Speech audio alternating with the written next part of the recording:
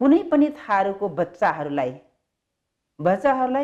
ATM कार्डको रूपमा कुनै पनि राजनीतिक दलहरूले प्रयोग नगरियोस्। भदौ 7 गते टिकापुर घटना जुन एउटा रहस्यमय घटना एउटा घट्यो, गोली लागेका थारूहरूलाई उपचार गर्न जाँदाखेरि धनगढीको सरकारी हस्पिटलबाट चाहिँ भात पुर्याउन जाने मान्छेलाई, बिरामी कुरुवा मान्छेहरूलाई तपाईको चाहिँ जेलमा लगेर कोचिएको अवस्थामा छ, राखिएको अवस्थामा छ। यही हो न्याय? प्रतिवेदनलाई सार्वजनिक गर्नको लागि सुन्न पाउने आम नेपाली जनता, राष्ट्र अन्तर्राष्ट्रिय जगतको अधिकार हो कि होइन? मिडियाको अधिकार हो कि होइन सूचनाको हक राख्नलाई? तर सार्वजनिक भएको छैन। त्यही कुरा सार्वजनिक गर्नु पर्यो। मलाई जहाँसम्म लाग्छ अब जेलमा बसेको मान्छेले के गर्न सक्नुहुन्छ र? उहाँ 8-8 जना 9-9 जना तपाईको चाहिँ घटनास्थलमा चाहिँ विवश हत्या भएको छ। त्यो हत्या भएको मान्छेहरूको पोस्टमार्टम किन गरिएन? पोस्टमार्टम नगर्ने के भन्छ भन्दाखेरि त्यो घटना राज्यले घटाएको, त्यति बेलाको तत्कालीन गृहमन्त्रीजीले घटाएको हामी भन्न सक्छौँ। एसएसपी लक्ष्मण नेपालले मरिराखेको अवस्थामा छ भने सशस्त्र प्रहरीले हात खाँचेर किन बसेको छ? साथ दिएन अरे त्यसबेला? साथ दिएन। किन दिएन साथ? त त्यही छ रहस्य। महिलाहरू त्यहाँ बलात्कृत भएको छ।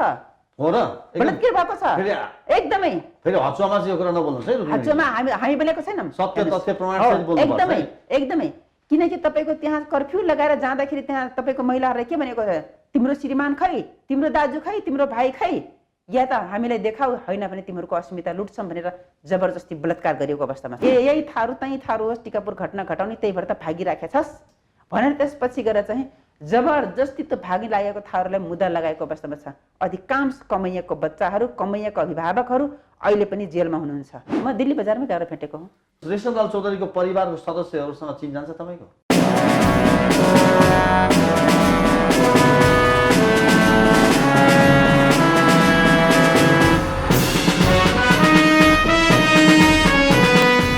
नमस्कार, हेडलाइन विशेषमा तपाईँलाई हार्दिक स्वागत छ।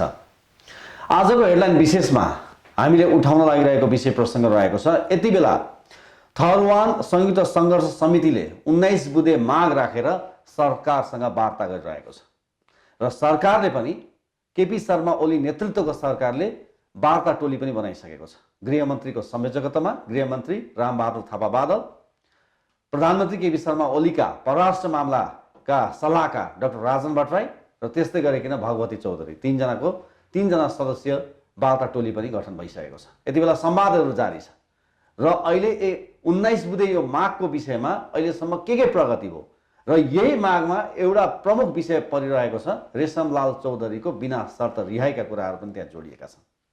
हामी यिनै विषय प्रसङ्गमा हामी कुराकानी गर्नेछौँ र आजका हाम्रो अतिथि हुनुहुन्छ थारू कल्याणकारी सभाका संगठन विभागका प्रमुख रुक्मिणी चौधरी। चौधरीजी, यहाँलाई हेडलाइन विशेषमा स्वागत छ। धन्यवाद। आराम हुनुहुन्छ? आरामै छु। तपाईँहरूले 19 बुँदे माग राख्नु भएको छ। यो संयुक्त सङ्घर्ष समितिको तपाईँ सहसंयोजक पनि हुनुहुन्छ। हजुर। तपाईँहरूको यो माइतीघर मण्डलामा जुन तपाईँहरूले धरना बस्नुभयो त्यसैको प्रभाव स्वरूप होला सम्भवतः अहिले वर्तमान ओली नेतृत्वको सरकारले 3 सदस्यीय वार्ता टोली पनि बनाएको छ। अहिलेसम्म के भयो भन्नु त पछिल्लो अपडेट बताइदिनुहोस् त हामीलाई। अब उहाँहरूले चाहिँ लिखित रूपमा 13 गते हामीले पत्रचार गर्नुभयो। त्यसपछि गएर अस्तिको दिनमा चाहिँ उहाँले चाहिँ मन्त्री परिषदबाट वार्ता टोली गठन गर्नुभयो सरकारको तर्फबाट।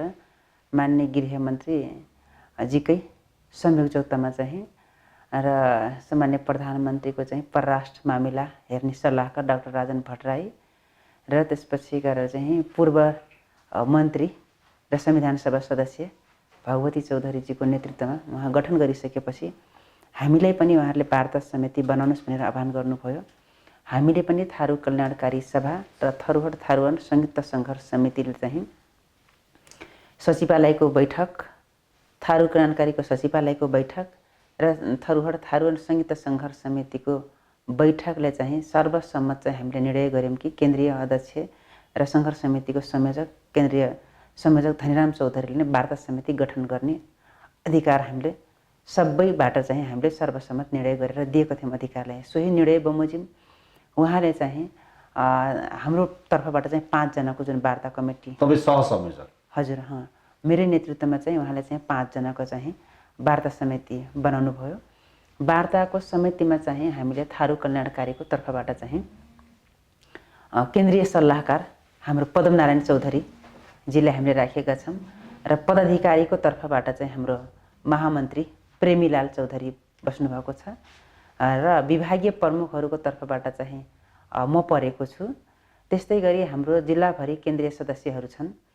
41 जना केन्द्रीय सदस्यहरू हुनुहुन्छ। 41 जना केन्द्रीय सदस्य मध्येमा कैलाली जिल्लाको चाहिँ केन्द्रीय सदस्य प्रभात चौधरीजी हुनुहुन्छ र थारुहट संयुक्त सङ्घर्ष समिति केन्द्रीय सचिवालय समितिको चाहिँ केन्द्रीय सचिवालय सदस्य चाहिँ चन्द्रप्रसाद चौधरी गरेर हामी वार्तामा चाहिँ 5 जना। ठिक छ, वार्तामा को हुनुहुन्छ तपाईँहरूले त्यो जानकारी गराउनु। अहिले वार्ताको प्रगति के हो? वार्तामा त उहाँहरूले हिजो हामी 1 बजे वार्तामा बस्यौँ। बसिसकेपछि हामीले 19वटा माग मुद्दाहरू हामी त्यहाँ टेबल गऱ्यौँ र पहिलो दिनको वार्तामा चाहिँ हामीले उहाँहरूको बिचमा र हाम्रो बिचमा चाहिँ पहिलो कुरा चाहिँ परिचयबाट नै हामीले सुरुवात गऱ्यौँ र हामी 5 जनाले चाहिँ हामी थारूहरूले चाहिँ के गर्यौँ त भन्दाखेरि 19वटा माग मुद्दाहरूको बारेमा चाहिँ हामीले प्रष्ट जानकारी गरायौँ र त्यो सँगसँगै हामीले विगतको दिनमा 2072 सालदेखि यताका जति पनि प्रधानमन्त्रीहरू बन्नुभएको छ त्यो प्रधानमन्त्री स्वर्गीय सुशील कोइराला सबैलाई तपाईँहरूले भेट्नु भएको छ? सबैले भेट्यौँ। त्यसपछि उहाँदेखि आजसम्म निरन्तर आउँदाखेरि हामीले चाहिँ सबै कुराहरू त्यहाँ अवगत जानकारी गरायौँ र उहाँहरूले भन्नुभयो कि अब तपाईँहरूले जुन 19 बुद्धे माग मुद्दाहरू राख्नु भएको छ यो चाहिँ हामीले चाहिँ सकारात्मक ढङ्गले हामी हेरेका छौँ र हजुर एकदमै हामीलाई चाहिँ एक दिन चाहिँ हामी तपाईँहरूको विषयमा चाहिँ हामीले अध्ययन गर्छौँ र उहाँहरूले जुन हामीलाई उहाँको विषयहरूमा पनि हामीले अध्ययन गर्नको लागि एक दिनको टाइम लिएको हो र आज सङ्घीय प्रतिनिधि सभाको सांसद बसिराखेको हुनाले पनि हामीले आजको वार्ता नगरेको हो। अब हामी भोलि तुरुन्तै वार्तामा बस्छौँ। उहाँले अध्ययनको लागि समय माग गर्नुभयो, उहाँहरूले पनि माग्नुभयो र उहाँहरूले उठाइराखेको विषयलाई चाहिँ हामीले पनि अध्ययनको लागि हामीले पनि टाइम लिएको। उहाँहरूले के विषय उठान गर्नुभएको छ? उहाँहरूले त हाम्रै विषयहरू जुन एउटा हामीले 19वटा मुद्दा थियो हाम्रो 19वटा मध्येमा केही मुद्दाहरूलाई हामीले हाइलाइट गरेर चाहिँ 11वटा 11वटा तल झरेको मतलब त्यसो भन्न मिल्दैन कि मतलब तत्काल हामीले गर्नुपर्ने मुद्दाहरू धेरै विषयहरू जस्तै कुनै हाम्रो समुदायसँग जोडिएका सामाजिक मुद्दाहरू पनि छन्। जस्तै त्यसमा हामीले कस्टमरी लको कुराहरू पनि उठाएका छौँ हैन। जातीय र वर्गसँगको कुराहरू पनि छन् 19वटा माग मुद्दामा। कतिपय चाहिँ संविधानसँग सम्बन्धित राजनीतिक विषयका माग मुद्दाहरू पनि छन्। 11वटामा रेशमलाल चौधरीको विषय परेको छ कि छैन तपाईँ? एकदमै छ, त्यो हाम्रो 1 नम्बर मुद्दामै छ हाम्रो त्यो। अब यो 72 सालदेखि अहिलेसम्म पनि उहाँहरूले बुझिसक्नु भएको रहेन रहेछ तपाईँको समस्या के हो भनेर? उहाँहरूले बुझि नसकेको होइन कि उहाँहरूले बुझिसक्नु भएको छ। फिर भी के भन्छ हामीले जसरी दिएको छौँ विधि र प्रक्रिया अनुसारमा त हामी अगाडि बढ्यौँ धरना लिएर। सोही अनुसारमै उहाँहरूले वार्तामा बोलाउनु भयो। वार्तामा बोलाइसकेपछि उहाँहरूले हामी त चाहन्छौँ छिटोभन्दा छिटो वार्ताको निकास लागोस् र हामीले पहिलो मुद्दामा के भनेछौँ भन्दाखेरि सबै मिडियाहरूले के भनिराखेको छन् भन्दाखेरि बाहिरबाट हल्ला छ माननीय रेशम चौधरीलाई छुटाउनको लागि यो हो। मान्य रेशम चौधरीको विरोधी हामी होइनौँ, तर मान्य रेशम चौधरी एउटा व्यक्ति हो, एकजना सांसद हो। हामीले के भनिराखेका छौँ कि हाम्रो थारू कल्याणकारी सभाको केन्द्रीय अध्यक्ष धनीराम चौधरी लगायत मान्य रेशम चौधरी, लक्ष्मण थारू र थरुहट नेता कार्यकर्ताहरूमाथि लगाएका 58 जनामाथि मुद्दा लगाएको छ। यो झुट्टा मुद्दाहरू फिर्ता लिनु पर्यो, सरकारले मन्त्री परिषदबाट खारेजी गर्नु पर्यो। ठिक छ, मैले यही प्रश्न जोड्न चाहेँ चौधरीजी। अहिले प्रधानमन्त्री केपी शर्मा ओलीले नै स्वयं के भनिरहनु भएको छ भने अहिले व्यक्तिगत स्वार्थको लागि देशको राष्ट्रिय राजनीतिलाई धमिलो बनाउने कोसिस नगर्नुहोस्, देशको राष्ट्रिय राजनीति सङ्लो हुन्छ भनिरहनु भएको छ। अहिले जुन तपाईँले गतिविधि जुन किसिमका मागहरू अहिले जस्तो तपाईँले भन्नु क्याबिनेटबाट चाहिँ निर्णय गरेर चाहिँ सोधै ठाडै चाहिँ त्यो निर्णय गरेर चाहिँ माग मुद्दा फिर्ता गर्ने कुरा गर्दै जाँदा बाटो त न्यायालयको अपनाउँदाखेरि राम्रो हुन्थ्यो होला नि त। यसरी गर्दाखेरि प्रधानमन्त्री केपी शर्मा ओलीले भने जस्तै कहीँ कतै हामी हाम्रो देशको जियो पोलिटिक्सलाई चाहिँ धमिलो बनाउने प्रयास त गरिरहेका छैनौँ रुक्मिणीजी? तपाईँहरूको बुझाइ नै सरासर गलत बुझाइ हो। प्रश्न सोध्नुभयो त्यसको लागि धन्यवाद। विगतको इतिहासलाई हामी हेरौँ, यो मुलुकमा के नेपाली काङ्ग्रेसको नेतृत्वमा प्लेन अपहरण भएको छैन? के भन्छ तपाईँको यो मुलुकमा किसान विद्रोहको नाममा दिन दहाडे घाँटी काटिएको छैन? यो मुलुकमा 17,000 मान्छे मानेर जनयुद्धको नारा दिएको छैन हामीले? यही मुलुकका नेताहरू बनाउँदाखेरि दिएका छैन त। र त्यसपछि गएर तपाईँको त्यत्रो यी सबै नेपाल सरकारले चाहिँ के गर्यो भन्दा त्यति बेलाको स्वर्गीय प्रधानमन्त्री गिरिजाप्रसाद कोइरालाजीले इन्डियामा गएर 12 बुँदे सम्झौता जुन भयो माओवादीहरूसँग, त्यो सम्झौता पछि त्यसपछि गएर शान्ति प्रक्रियामा आइसकेपछि विगतका जति पनि राजनीतिक जति पनि राजनीतिक घटनाहरू त्यो सबै घटनालाई मन्त्री परिषदले फिर्ता गरेको छैन। नेकपा एमाले 74 सालमा जति बेला नेकपा एमाले थियो त्यस बेला अहिले पनि त्यो क्याबिनेटमा छन् साथीहरू हुनुहुन्छ नेकपा एमालेको। त्यही कुरा भनिरहेको तपाईलाई थाहा छ नि त्यो राम्रोसँगले। एकदमै थाहा छ। रेशमलाल चौधरीको विषय आउँदा यो राजनीतिक मुद्दा बनाउने कोसिस नगरौँ, यो फौजदारी मुद्दा हो भनेर विज्ञप्ति निकालेको होइन। विज्ञप्ति उहाँहरूले यो 74 सालमा तपाईलाई त्यो जानकारी छ कि छैन, स्मरण छ कि छैन? विज्ञप्ति निकाल्ने उहाँहरूको अधिकारको विषय हो। उहाँहरूको परिवर्तन हुनुभयो, तपाईलाई विश्वास कसरी अब कसरी परिवर्तन हुनुभयो?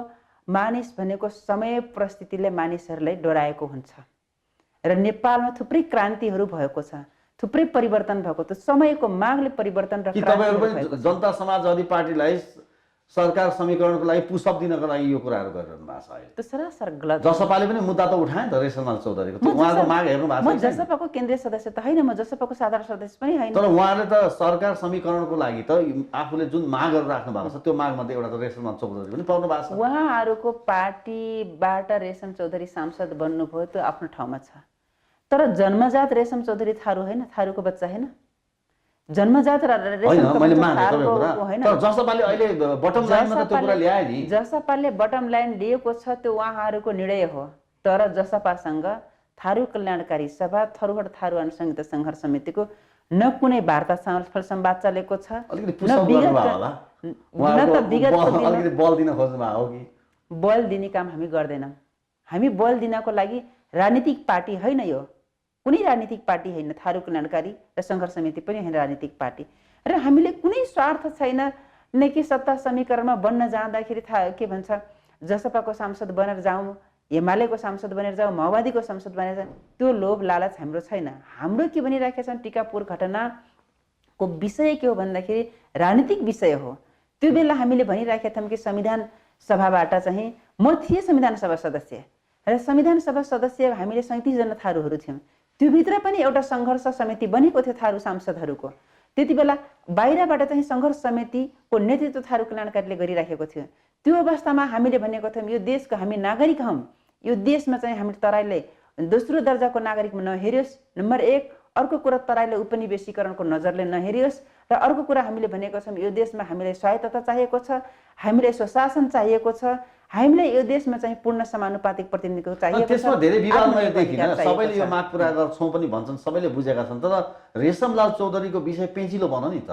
पेचिलो बन्यो, सरकार कि बनाइयो त्यो थाहा छैन हामीलाई, तर पेचिलो भयो नि त। पेचिलो बन्यो भन्नुस् या बनायो, तर हामी के भन्छौँ भन्दाखेरि कुनै पनि थारूको बच्चाहरूलाई एटिएम कार्डको रूपमा कुनै पनि राजनीतिक दलहरूले प्रयोग नगरियोस्।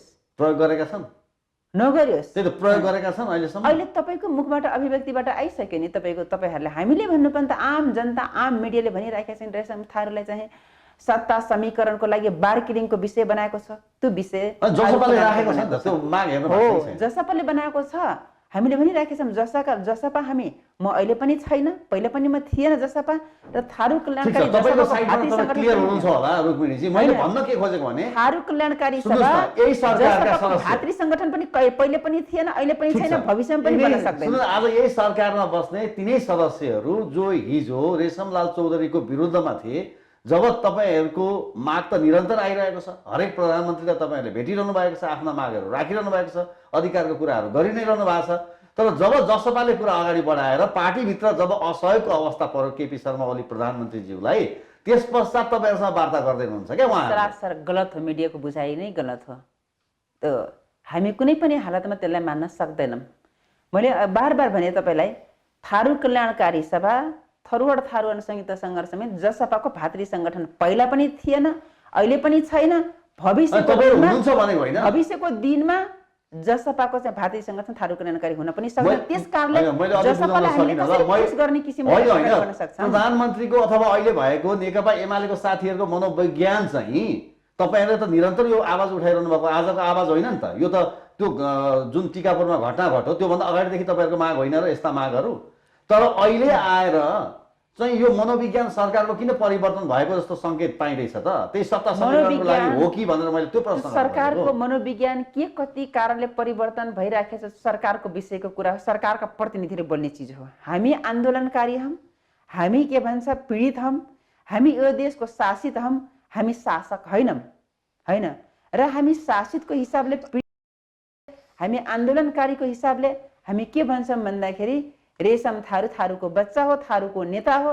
र त्यही भनेर हामी भनिराखेका छौँ कि थारू कल्याणकारीको केन्द्रीय अध्यक्ष लगायत माननीय रेशम चौधरी भनेका छौँ हामीले। लक्ष्मण थारू 58 जना माथि झुट्टा मुद्दाहरू लगाएको छ। त्यस 58 जना मध्येमा अहिले 7 जना जेलमा हुनुहुन्छ। उहाँहरू जेलमा हुनुहुन्छ र कतिपयलाई उच्च अदालतले चाहिँ जिल्ला अदालतबाट तपाईँको भनौँ एक किसिमको अदालतबाट सफाई पाइसकेको मान्छेहरूले पनि उच्च अदालतले फेरि चाहिँ फैसला डबल तिर्बल फैसला सुनाएको अवस्थामा छ। भन्नुहुन्छ भने उदाहरणको लागि तपाईँले चाहिँ लक्ष्मण चौधरीलाई जिल्ला अदालतबाट चाहिँ 3 वर्ष सजाय भुक्तान गरेर उहाँलाई जिल्ला अदालतले चाहिँ छुटकारा दिएको सफाई दिएको अवस्थामा देखिन्छ।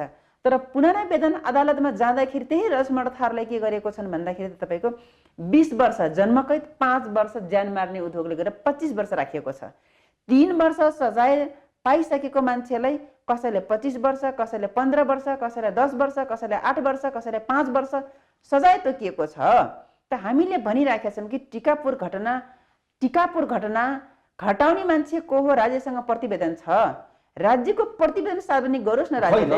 खै त लाल आएको प्रतिवेदन खै? हामी लाल आएको प्रतिवेदनलाई हामी मात्रै भन्दैनौँ।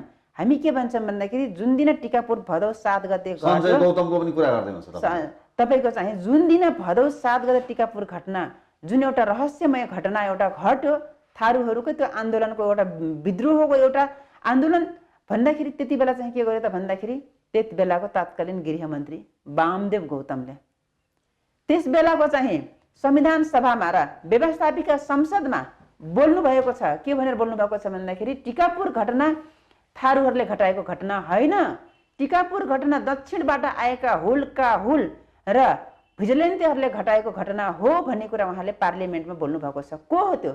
देशको गृहमन्त्री हो।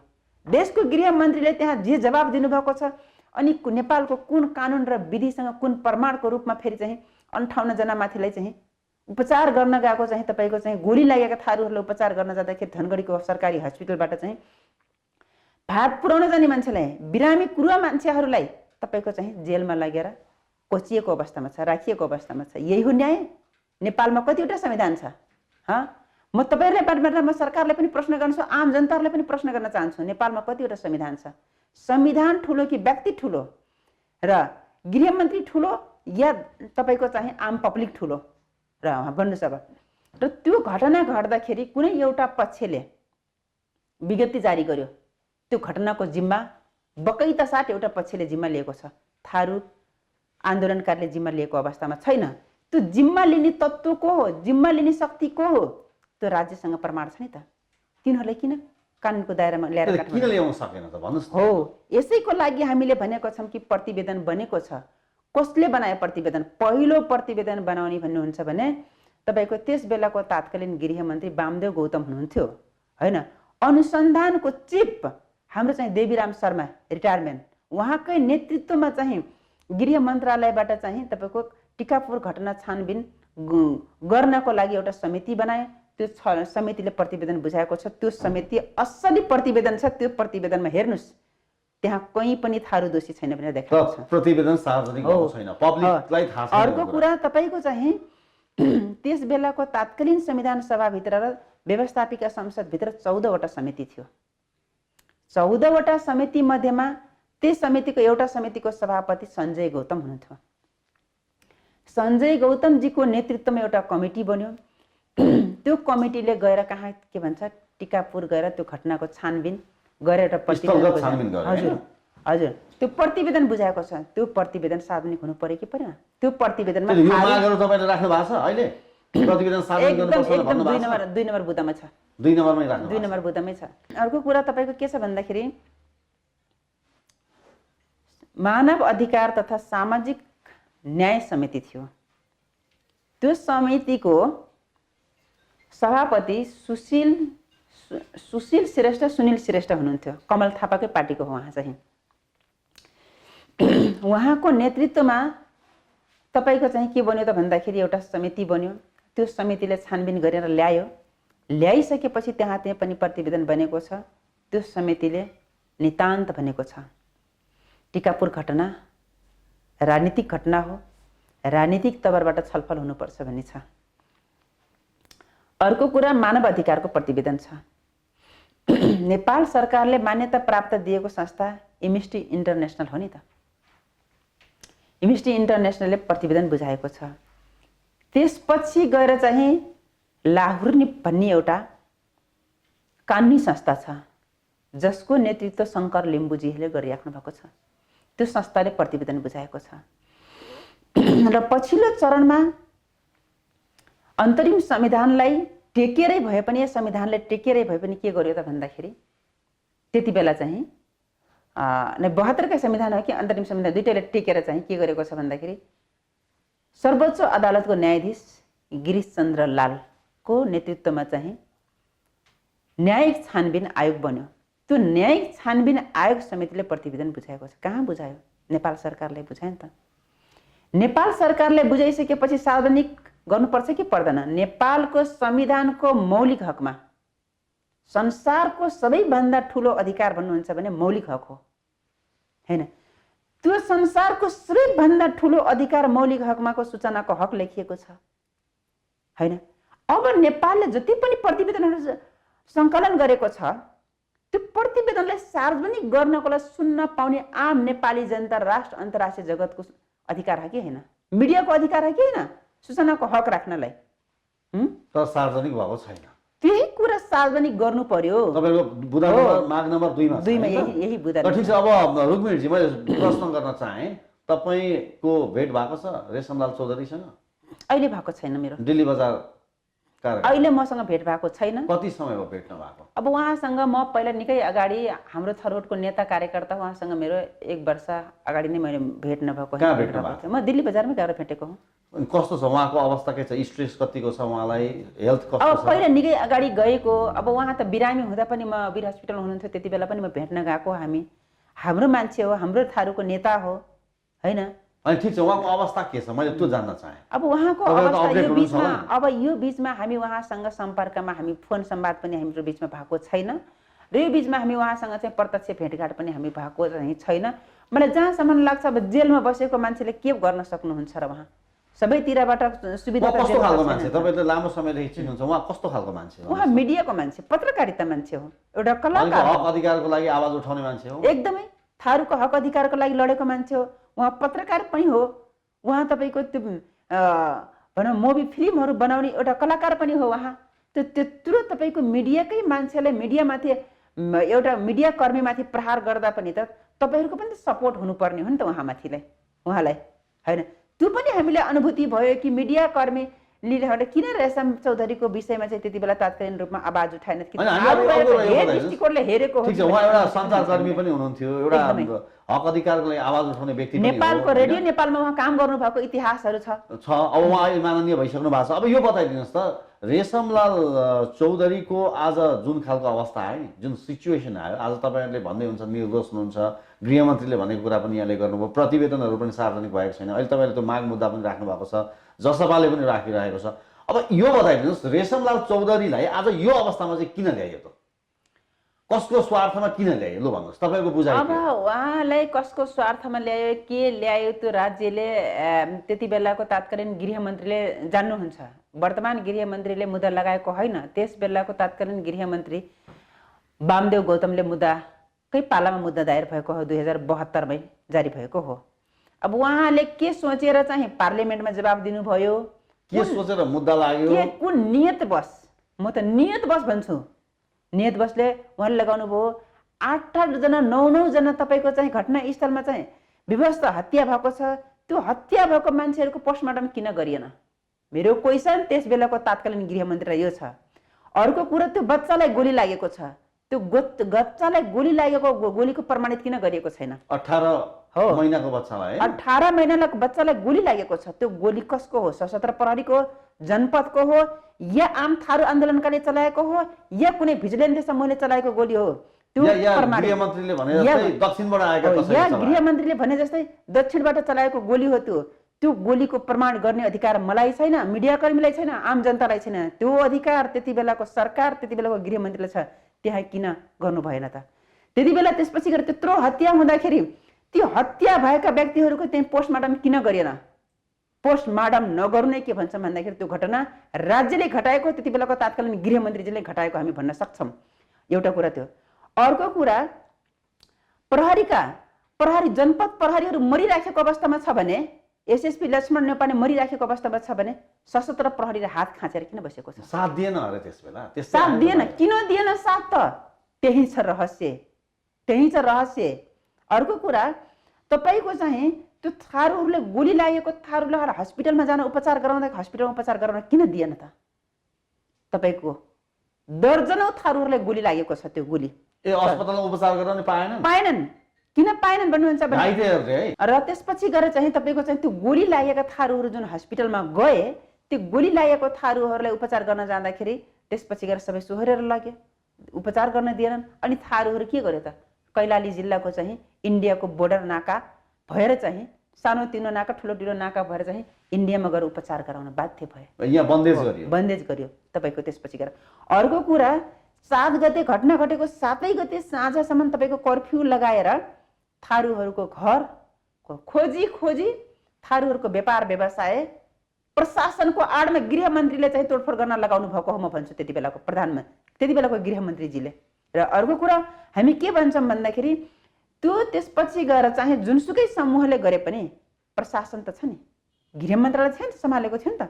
शान्ति सुरक्षा के को लागि हो? के को लागि गृह मन्त्रालय भनेको? शान्ति सुरक्षाको लागि होइन र? र उहाँले के गर्नुभएको भन्दाखेरि तपाईँको चाहिँ अहिलेसम्म छानी व्यापार व्यवसाय घरमा तोडफोड आगजनी गर्ने व्यक्तिहरूलाई चाहिँ कानुनको दायरामा ल्याएको छैन। हाम्रो माग भनेको ती व्यक्तिहरूलाई ती समूहहरूलाई कानुनको कारबाहीमा ल्याएर ल्याउनुहोस् भनेर। महिलाहरूको अहिले संविधानमा कति ठुलो हक अधिकार छ? महिलाहरू त्यहाँ बलात्कृत भएको छ, बलात्कृत भएको छ एकदमै। फेरि हचुवामा चाहिँ यो कुरा नबोल्नुहोस् है। हचुवामा हामी बोलेको छैनौँ, सत्य तथ्य प्रमाण सहित बोल्नुपर्छ एकदमै। किनकि तपाईको त्यहाँ कर्फ्यू लगाएर जाँदाखेरि त्यहाँ तपाईको महिलाहरूलाई के भनेको छ? तिम्रो श्रीमान खै, तिम्रो दाजु खै, तिम्रो भाइ खै, या त हामीलाई देखाऊ, होइन भने तिमीहरूको अस्मिता लुट्छौँ भनेर जबरजस्ती बलात्कार गरिएको अवस्थामा छ। त्यो पनि भयो, कर्फ्यू लगाएर भएको छ। महिलाहरूको यत्रो कानुन छ, ती अस्मिता लुट्नेहरूलाई कानुनको दायरामा ल्याएर कारबाही गर्नुपर्छ भन्ने हाम्रो माग हो। त्यो छानबिन कसले गर्नुपर्छ? मैले गर्ने होइन, राज्य के को लागि हो? जनताको लागि हो। राज्यले त्यसको छानबिन गर्नुपर्छ, कानुनी कारबाहीमा ल्याउनै पर्छ। अर्को कुरा, टिकापुरमा आमसभा भयो, धनगढीमा आमसभा भयो, थारू कल्याणकारीको कोही प्रतिनिधि गए आमसभामा? हामीलाई देखाइदिनु पर्यो राज्यले। थारू कल्याणकारीको प्रतिनिधि, केन्द्रीय स्तरको प्रतिनिधि एकजना पनि टिकापुरको आमसभामा बोल्न गएको छन्। त्यहाँ आमसभामा बोल्ने मान्छे को छ? नेपाली काङ्ग्रेसको अमरेश सिंह होइन, तपाईँको यही उपेन्द्र यादव त्यहाँ गएर बोल्नु भएको छ। त्यसपछि गएर राजेन्द्र महतो त्यो सभालाई सम्बोधन गर्नुभएको छ। देव गुरुङ पुष्पकमल दाहालको पार्टीको अहिले चाहिँ तपाईँको चाहिँ के सचेतक के माओवादी केन्द्रको त्यति बेला नेकपा बनिसकेको अवस्थामा थिएन, त्यति बेला उहाँ प्रचण्डजीकै पक्षमा हुनुहुन्थ्यो। र देव गुरुङ त्यो ठाउँमा गएर भाषण गर्नुभएको छ। के भाषण गर्नुभयो? थारूहरूलाई उचाल्ने र थेचार्ने काम गर्नुभयो नि त उहाँहरूले। उचाल्ने र थेचार्ने काम गर्यो। त्यो उचाल्ने र थेचार्नेको रिजल्ट सायद हुनसक्छ उहाँहरूले प्लानिङ गरेर चाहिँ के भन्छ त्यो टिकापुरको 7 गतेको घटना त्यही सन्दर्भमा बोल्नुभयो होला। गृहमन्त्रीजीले चाहिँ थारूले घटाएको घटना होइन होला। त्यो सबै प्रमाण हामीसँग छैन, सबै प्रमाण राज्यसँग छ। तत्कालीन गृहमन्त्री वामदेव गौतम चुक्नु भएको हो, उहाँको ठुलो मिस्टेक हो, ब्लन्डर हो एकदमै।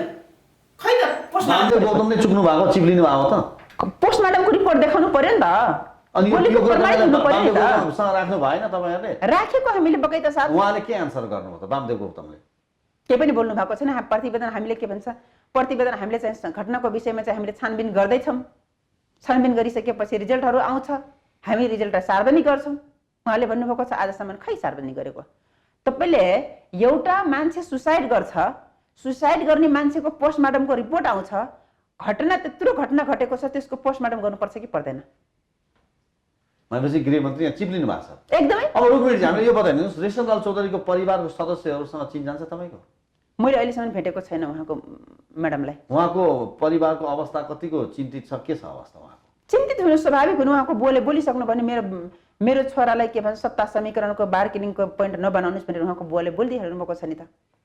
त्यही त हो भनेको। अब घरको एकजना मुली मान्छे अब नै त्यस्तो अवस्थामा पुगेपछि त घरमा केही समस्याहरू होला, त्यसमा किन छैन र? अपडेट हुनुपर्ने होइन त? त्यो परिवारलाई के कस्तो समस्या छ? उहाँको भाइहरूसँग हामी निरन्तर सम्पर्कमा छौँ। उहाँको के भन्छ उहाँको बुवाहरूसँग हामी थारू क्रान्तिकारीमा बोलाएर पटक पटक हामीले उहाँहरूसँग छलफल संवाद गरेका छौँ। त्यो त अवस्था के छ त भन्नुहोस् न। अवस्था दयनीय छ नि उहाँको चाहिँ। उहाँहरूको एफएम थियो, हेर्नुहोस् है, एफएम थियो, त्यहाँको एफएम लुटियो। उहाँले बल्ल फुलबारी टेलिभिजन खोल्ने सुरुवात गर्नुभएको थियो। त्यो फुलबारी टेलिभिजन उहाँको आगो लागेको छ। फुलबारी रिसोर्ट थियो, उहाँको फुलबारी रिसोर्ट पनि आगो लागेको अवस्थामा छ। उहाँले जति पनि व्यापार बिजनेसहरू गर्नुभएको छ सबै आगजनी तोडफोड भएको छ भनेपछि त्योभन्दा क्षति त भयो नि त। मानवीय क्षति मात्रै हुन सकेन त्यति बेला उहाँको परिवारमा चाहिँ।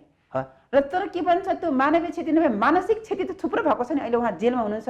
एउटा श्रीमान जेलमा बस्दाखेरि श्रीमतीको पीडा कस्तो हुन्छ भन्ने कुरा हामीले अनुभूति गर्न पर्दछ मानवीय धर्मले पनि। एउटा छोरा जेलमा छ भने त्यो बाउ आमालाई त्यो छोराछोरीले उहाँको एउटा सानो छोरा छ त्यो बच्चालाई कति मानसिक असर पर्यो त्यो प्रत्यक्ष तपाईँ जनताले बुझ्नुपर्ने कुरा हो। हामीले बुझिराखेको अवस्थामा छ। करण चौधरी तपाईँको चाहिँ, श्रवण चौधरी तपाईँको चाहिँ 13 वर्षको नाबालक बच्चा जसको आमा विहीन भएको बच्चा, उसको आमा छैन। उसको आमा भन्नुहुन्छ भन्दाखेरि माओवादीको कार्यकर्ता के हुनुहुन्थ्यो अरे उहाँको आमा। त्यसपछि गएर त्यही क्रममा चाहिँ उहाँको त्यो बच्चा करणको आमा चाहिँ बेपत्ता भएको हो। अहिलेसम्म उसको आमा कहाँ छ, मरेको छ, बाँचेको छ, कुनै अत्तो पत्तो छैन। बच्चा के भयो? आमा बिनाको बच्चा के हुन्छ? मानसिक बिरामी भयो। त्यो मानसिक बिरामीको बच्चाले के गर्यो?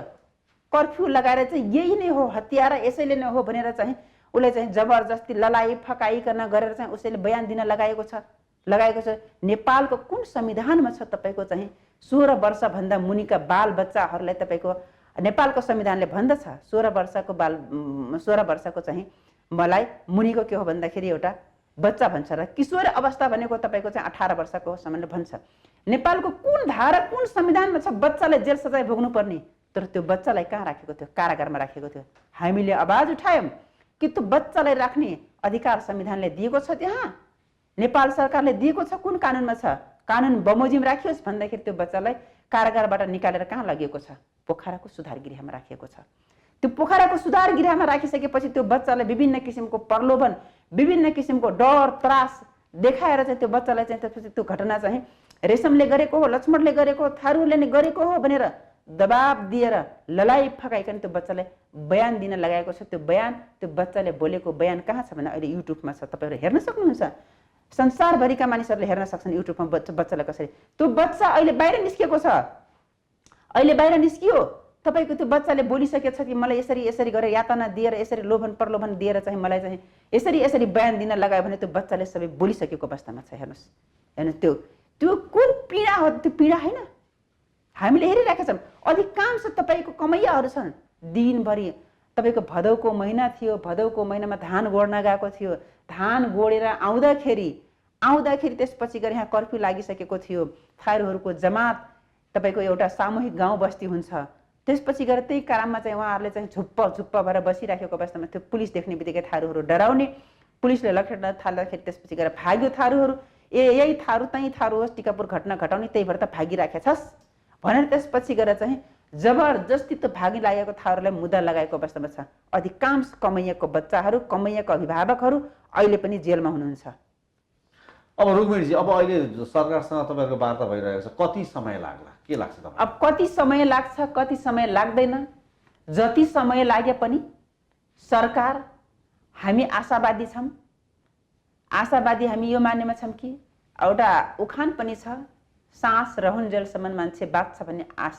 सास रहन्जेल आश भन्छ होइन। त्यसपछि गएर नेपालमा जति पनि घटना परिघटना, जति पनि राजनीतिक क्रान्ति परिवर्तन भएको छ त्यो सबैको निकास के हो भन्दाखेरि राजनीतिक छलफल, संवाद, वार्ता, संवादले नै यसको निकास हुने हो।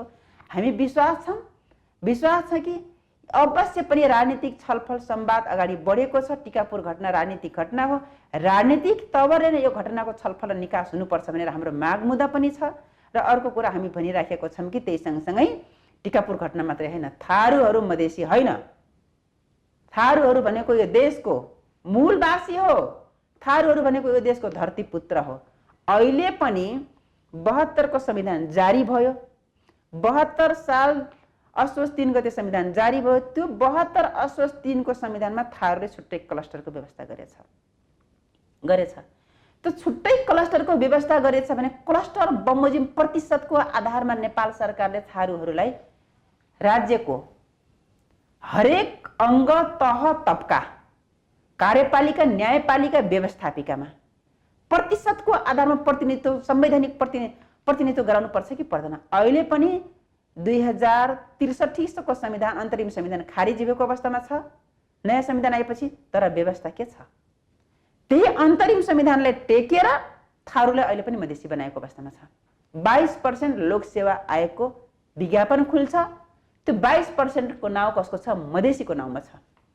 त्यही 22% भित्र थारूको प्रतिशत 7% त्यही लुकेको छ। त्यही 22% भित्र 4.4% मुस्लिमको प्रतिशत त्यही लुकेको छ। त्यही 22% तराईका दलितहरूको पर्सेन्ट त्यही लुकेको छ। अहिले पनि तराईका कतिपय ओबीसीहरूले मधेसी स्वीकार्छन्, कतिपय ओबीसीले मधेसी स्वीकार्दैनन्, तर ओबीसीको पर्सेन्ट पनि त्यही 22% भित्र लुकेको छ। हामी भन्छौँ व्यवहारमा 2072 को संविधानमा थारू मधेसी होइन भनेर त व्यवस्था गरियो, तर कानुनी ढङ्गले अहिले पनि थारूले जबरजस्ती मधेसी गर्ने मधेसी विरोधी होइन। मधेसी को हो को होइन त्यसको सूचीकरण गर्ने अधिकार मेरो होइन, जनताको होइन, त्यो अधिकार राज्यको हो।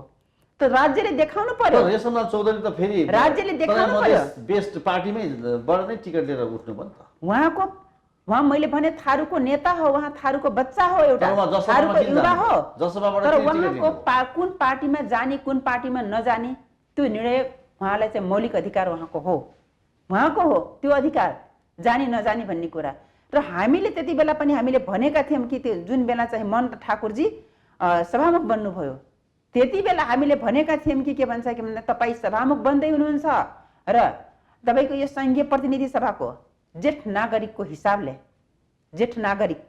हिसाबले चाहिँ उहाँ सभामुख बन्दै हुनुहुन्थ्यो। त्यति बेला हामीले भन्यौँ र सभामुख बनिसकेपछि तपाईँले जबसम्म रेशमको शपथ ग्रहण गर्नलाई काङ्ग्रेस एमाले माओवादी नेकपा बनिसकेको अवस्थामा थिएन। 5वटा दल छ, 5वटा दलले जबसम्म तपाईँले सहमति दिँदैन तबसम्म तपाईँले कसैले पनि शपथ ग्रहण नगराउनु र जबसम्म रेशमको शपथ ग्रहण हुँदैन तबसम्म आफ्नो मधेस पार्टीका राजपाबाट जसपाबाटका मान्छेहरूले शपथ ग्रहण नगराउनु भनेर म स्वयं भनेको हुँ। यदि आज उहाँहरूले चाहिँ मेरो सांसद मान्ने रेशम चौधरी हो भनेर दाबी गर्नुहुन्छ भने त्यो बेला किन रेशम चौधरीलाई शपथ ग्रहण गराउन सक्नु भएन?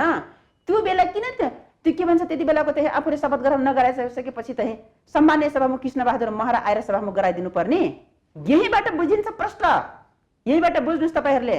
अहिले हामी सुनिराखेको छौँ कि जब थारू कल्याणकारी थरोर सङ्घर्ष समितिले चाहिँ धनीराम चौधरी लगायत मान्य रेशम थारूले चाहिँ लगायत 58 जनाहरूको माथि माग मुद्दाहरूमाथि चाहिँ सुनवाई गर्नको लागि नेपाल सरकारसँग जब हामी पहल कदमी लियौँ, धरना लियौँ, आजभोलि उहाँहरूले के गर्नु भएको छ त्यो उहाँहरूले जान्नुहुन्छ।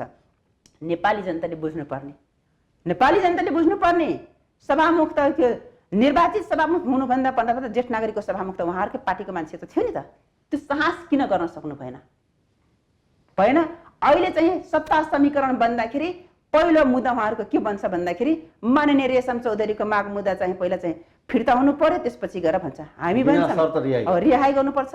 उहाँको बुवाले भनिसक्नु भएको छ, रेशम चौधरीको बुवा उहाँ एउटा गार्जियन हो, उहाँले भनिसक्नु भएको छ कि मेरो छोरालाई देखाएर सत्ताको बार्गेनिङ नगरोस् भनेर उहाँको बुवाको अभिव्यक्ति आइसकेको अवस्थामा छ।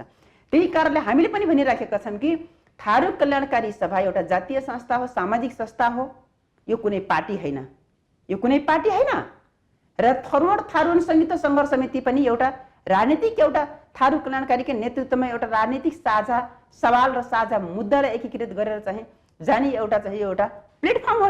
यो पार्टी होइन यो सङ्घर्ष समिति पनि न थारू कल्याणकारी पार्टी हो। र र यसरी गर्दाखेरि थारू कल्याणकारी एउटा अभिभावक हो। देशभरिको थारूहरू यो संस्थामा छ। 2003 सालमा गठन भएको संस्था हो। विधिगत ढङ्गले 2005 सालमा चाहिँ नेपाल सरकारसँग दर्ता भएको संस्था हो र आज हरेक वर्ष थारू कल्याणकारी नेपाल सरकारको समाज कल्याण परिषद र जिल्ला प्रशासन कार्यालयमा चाहिँ यसको नवीकरण गर्नुपर्छ। हामीले भनेछौँ कि थारू कल्याणकारी एउटा अभिभावक संस्था हो। यो अभिभावकले आफ्नो अभिभाविकता निभाइराखेको छ। अभिभावकले आफ्नो घरमा छोराछोरी, छोरा बुहारी, नाति नातिनालाई दुःख देखेको सहदैन, पस्दैन। त्यस कारणले हामीले भनिराखेको छौँ कि हामी थारू कल्याणकारीले भनेपछि हाम्रो मान्छेहरूलाई सदुपयोग गर्नुहोस्, दुरुपयोग नगरिदिनुहोस् र थारूहरूलाई नै विभिन्न राजनीतिक दलमा आबद्ध नहोस् भनेर हामी त भनेको त छैन नि त, छैन। तर राजनीति गराउँदाखेरि दुरुपयोग नगरिदिनुहोस् भनेर हाम्रो अनुरोध हो। यति भन्दैमा कि हामीले बिग्रियौँ? हामी भनिराखेका छौँ कि के भन्छ, मधेसीको पनि विरोध गरेको छैनौँ हामीले। मधेसी को हो भन्ने कुरा परिभाषा राज्यले गर्नु पर्यो नि त, देखाउनु पर्यो नि परिभाषा। मधेसी को हो, को जात हो भनेर सूचीकृत गरेर हामीले देखाउनु पर्यो नि त। कहाँ छ मधेसीको सूचीकृत? कहाँ छ मधेसीको परिभाषा? संविधानमा छ। संविधानमा जम्मा व्याख्या गरिएको छ कि तपाईँको खस, आर्य, सन्यासी र दशनामीको मात्रै परिभाषा गरेको छ। बाँकी कुनैको परिभाषा परिभाषा गरेको छ भने हामीले प्रमाण देखाउनु पर्यो। हामी सरकार विरोधी होइन, यो संविधानको पुरै खिलाफमा पनि होइन थारूहरू। हामी भनिरहेको छौँ संविधानको 5वटा पिलर छ। 5वटा पिलरलाई हामी आत्मसात गर्छौँ। गर्व गर्छु म गर्व गर्छु। 5वटा पिलर मध्येमा संघीयता, तपाईँको गणतन्त्र, धर्मनिरपेक्षता, समानुपातिक, समावेशिता, यो भनेको संविधानको मेरुदण्ड हो। यो भनेको पिलर हो संविधानको। यसैले थाती राखेर संविधानभित्रका थुप्रै धाराहरू छन्, उपधाराहरू छन्, भागहरू छन्, अनुसूचीहरू छन्। यी भाग, धारा, अनुसूचीमा चाहिँ थारूहरूको चाहिँ केही असन्तुष्टिहरू छन् भने यी हाम्रा 19वटा माग मुद्दाहरूलाई संविधान संशोधन गरेर हामी अगाडि बढौँ। हामी संविधानले पुरै खिलाफ त गरेको छैनौँ नि त। हामीले भनिराखेका छौँ कि त्यसैमा चाहिँ थरुवट राज्य मागेको अवस्थामा हामीले राज्यको सीमाङ्कन गरियोस् भनेर भनिराखेको छ। निर्वाचन क्षेत्रहरूको सीमाङ्कन गरियोस् भनेर 19 बुँदा माग मुद्दामा छ। तर सबैको सबै अहिले गरेर सकिन्छ भनेर त हामीले भनिसकेको छैनौँ नि त। यसको पनि प्रक्रिया छ, यसको पनि क्रम छ। प्रचण्डजीले नै उहाँले भनिराख्नुहुन्छ कि क्रम भङ्ग भन्नुहुन्छ। त्यो हाम्रो भाषा होइन। उहाँहरूले भन्नुहुन्छ कि क्रम भङ्ग गरेर जाने, त्यसरी हामीले जान खोजेको पनि होइन। हाम्रो पहिलो माग मुद्दा भनेको यसपटक चाहिँ के हो भन्दाखेरि टिकापुर घटना नितान्त राजनीतिक घटना हो। राजनीतिक घटनाको तवरमा जानुपर्छ। अर्को कुरा हामीले सँगसँगै के भनेको छौँ भन्दाखेरि थारूहरूलाई फुटाउने षड्यन्त्र बन्द गरियोस् भनिराखेका छन्। थारूहरूले फुटाउने षड्यन्त्रको लागि राणा थारूहरूको छुट्टै सूचीकृत गरिदियो, हाम्रो थारूहरूको सूचीकृत गरिएको छ। अब फेरि अर्कोले गरिदिन्छन्। जबसम्म तपाईँको चाहिँ तराईको भूगोल, थरुवटको भूगोलमा थारूको बसोबास रहँदैन, तबसम्म तराई भूगोल रहन्छ कि रहँदैन त्यसको ग्यारेन्टी थारूले लिन सक्दैन। जुन दिन थारूहरूमाथि सम्मान हुन्छ, जुन दिन थारूहरूको पहिचान र अस्तित्वलाई समाप्त पार्ने षड्यन्त्र गरिन्छ, त्यति बेला म ग्यारेन्टी दिन सक्छु कि तराईको भूगोल रहन्छ कि रहँदैन। ठिक छ रुक्मिणीजी, तपाईँहरूको यो वार्ता चाँडोभन्दा चाँडो सफलता हात पारोस्। यहाँले हाम्रो स्टुडियोमा आइदिनु भयो, हामीलाई समय दिनुभयो, कुराकानी गरिदिनु भयो। यहाँलाई धेरै धेरै धन्यवाद। हस्, तपाईँहरूलाई पनि समय दिनुभएको पनि धन्यवाद छ। नमस्कार। नमस्ते।